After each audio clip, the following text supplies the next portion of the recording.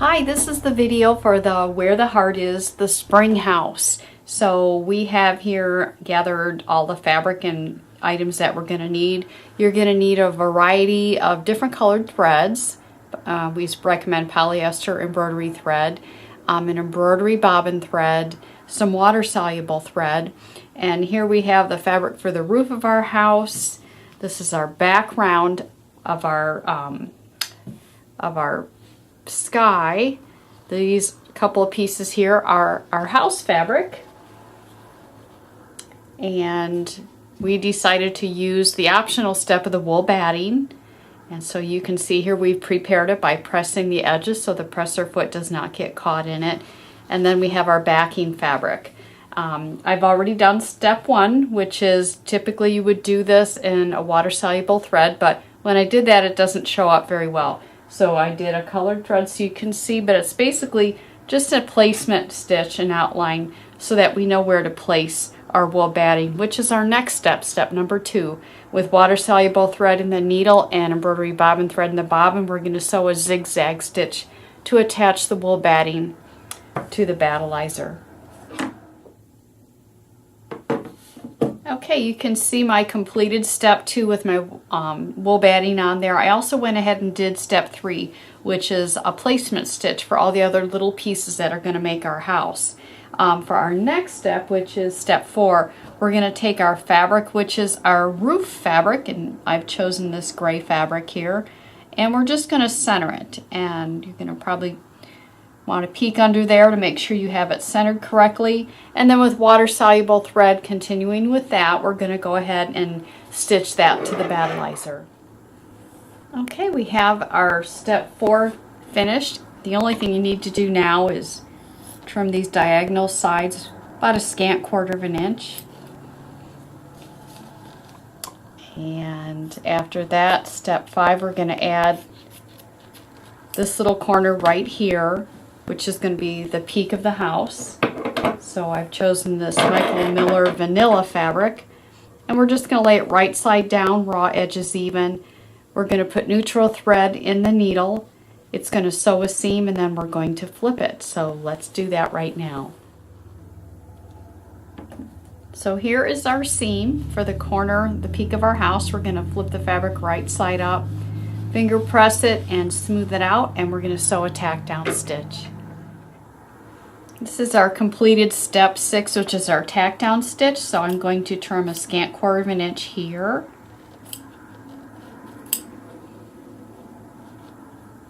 And a scant 1/4 of an inch here.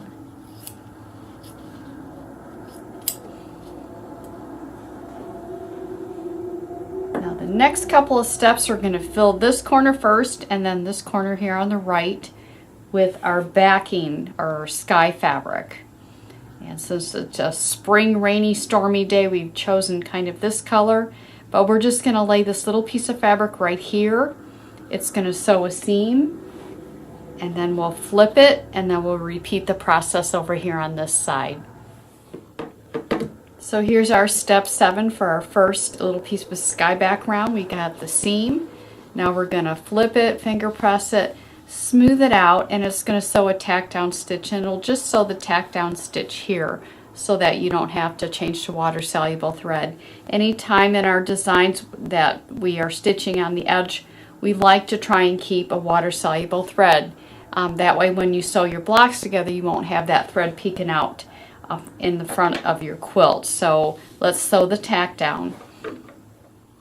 So there's our tack down stitch. Now we need to trim it. We're going to trim it a scant 1/4 of an inch here. The fabric on this side we're going to just leave there. It'll be trimmed later once our block is complete. Okay, now we can add the fabric over here on this side, and we'll do the seam for this, and we'll do the same thing on this. This is step 9 completed, our seam for our little piece of sky background there. We're going to flip, finger press, smooth out, and sew another tack down stitch right there. So there's the other tack down stitch for the other side. We're going to trim this side a scant 1/4 of an inch, and just in case I didn't say it earlier, this thread, and this thread is just the same neutral thread that you used when you did the seam. The reason we don't have to switch to water soluble for the tack down is because we didn't put any stitching there. There will be stitching there later to use as a guide for trimming once we put the backing fabric on.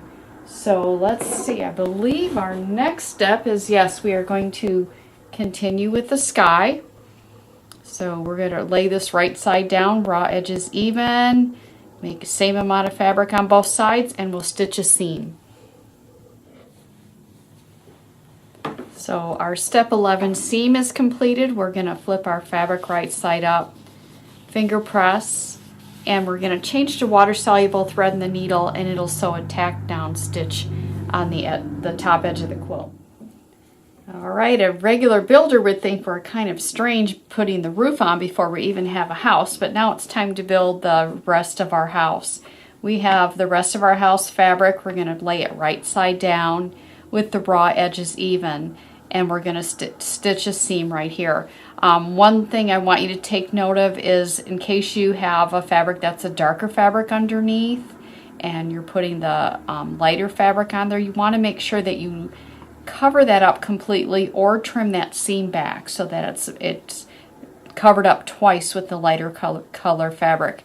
As you maybe can see, if we were to stitch that, we'd be able to see that. We don't have too thick of a seam there, so we can go ahead and just scooch that fabric down there to cover that up. And that way, when it's folded over, you're not going to see that gray fabric shining through. So I have neutral thread in the needle, and I'm going to stitch the seam. Here's our completed step 13 with our seam here. And I see that I do have a little bit of that dark gray fabric sticking out. So I'm just going to give it a little bit of a haircut. I just don't want it to show through after it's completed. It's like getting your hair dyed and getting rid of the gray. We just took care of that problem, didn't we?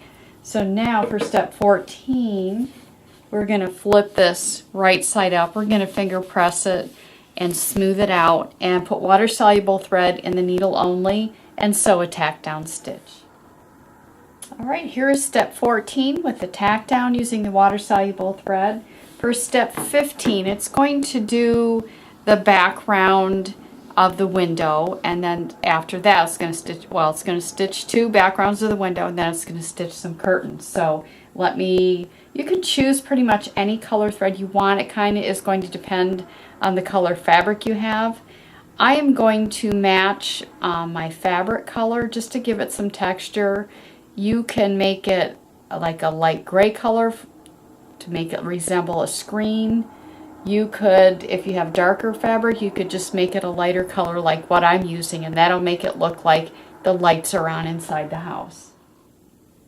Alright, so I have, let's see, that was step 15, which is my window screen, and the next step is going to be some curtains that will stitch around the window.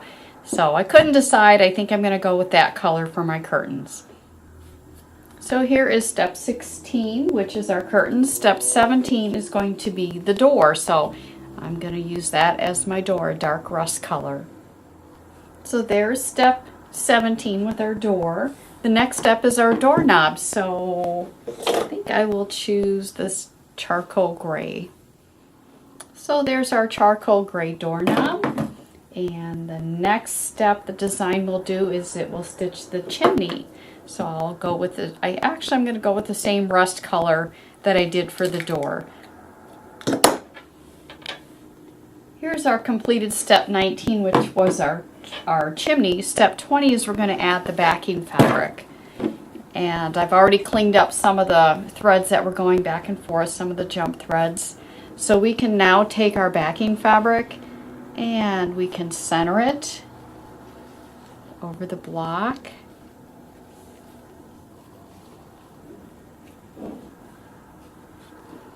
And just peek under there and make sure you do have it centered. You can use temporary spray adhesive on the back of the backing fabric if you want to. And now we're going to put water-soluble thread in the needle, and we're going to sew a basting stitch to attach that to the back of the block. Okay, so step 20 was adding the water-soluble thread and sewing the basting stitch to hold the back on. And now what we are going to do is we're going to stitch the siding marks or for the quilting that'll be in the house. And I'm going to use a thread and a bobbin thread that matches. Since we now have the backing fabric on, you need to match your bobbin thread with your needle thread throughout the rest of the block. And before you begin sewing, it'd be a great idea to do needle down, needle up, bring your bobbin thread to the top, and that way you have a better, cleaner looking back. So let me sew the siding. Alright, so we finished step 21, which is the quilting that looks like siding. And step 22 is we're going to do some planting of some shrubs. No, I'm sorry, we are not. We can't do the landscaping till we trim out the doors and windows. So that's what's next. So I'm going to choose, I think I'm going to choose this tan color. And we're going to trim out the doors and windows. Alright, so our step 22, trimming the doors and windows, we have that completed, and now we can do the landscaping. So I think I have chosen this green. It's kind of a nice spring green rather than a darker green, so let's do some landscaping.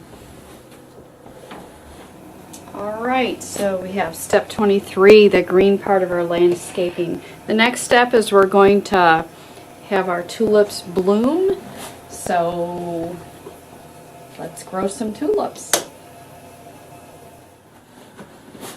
Alright, we have our tulips on there. Our tulips was step 24. Step 25, we are going to make some shingles here in the roof, and I'm going to use a gray that's just slightly darker than our roof color. You will have a couple of jump stitches to cut between the tulips, and so let's get the roofers busy. So step 25 was getting our roof completed, and we did it just in time because the last and final step is our rain quilting. So I went with a light pearl gray on my other blocks. Just make sure that every block you do for each of the 4 blocks in every season, make sure that you use the same color quilting thread.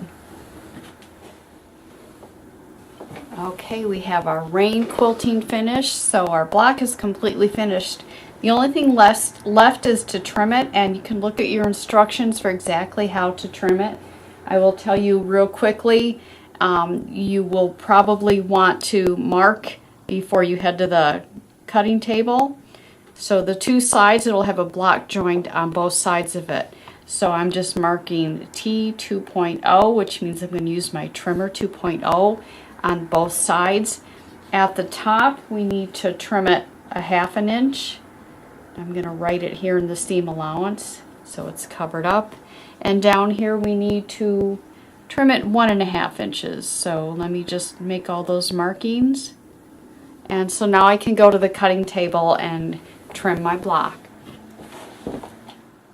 Okay, so here is my completed block, and I have marked it on all the different sides. This side and this side is the trimmer 2.0, which means I'm going to cut my battleizer and my backing fabric right up to the basting stitch. So I just used the metal edge. I did that fast. I'm going to slow down in case you haven't seen it. We have a thin metal edge on our trimmer by George. You're going to pick up the fabric that's on the front, and between the fabric on the front and the battleizer, just use that metal edge to shimmy it in there. And then we're going to go ahead and cut using a 60mm rotary cutter. We're going to do the same thing on this opposite side.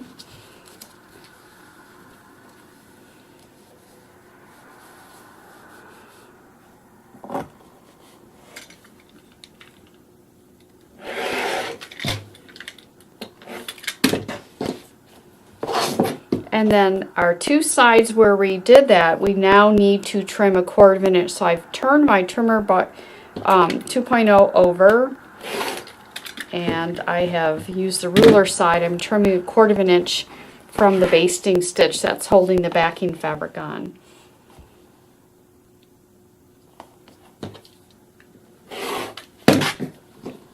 And then my other two places, this one says 1.5 inches. We're going to leave the battleizer in there on this side and just use the ruler side to trim it 1.5 inches from the basting stitch.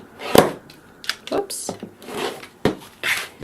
And on the very top of it, it says 1/2 inch. So we're going to find the 1/2 inch mark on our ruler and trim 1/2 inch from the basting stitch through all the layers. So there is our completed block on the front and our completed block on the back. I do have some jump stitches to trim there, but there it is, and this is our spring house. So I hope you've enjoyed doing the block, and we look forward to doing another one with you.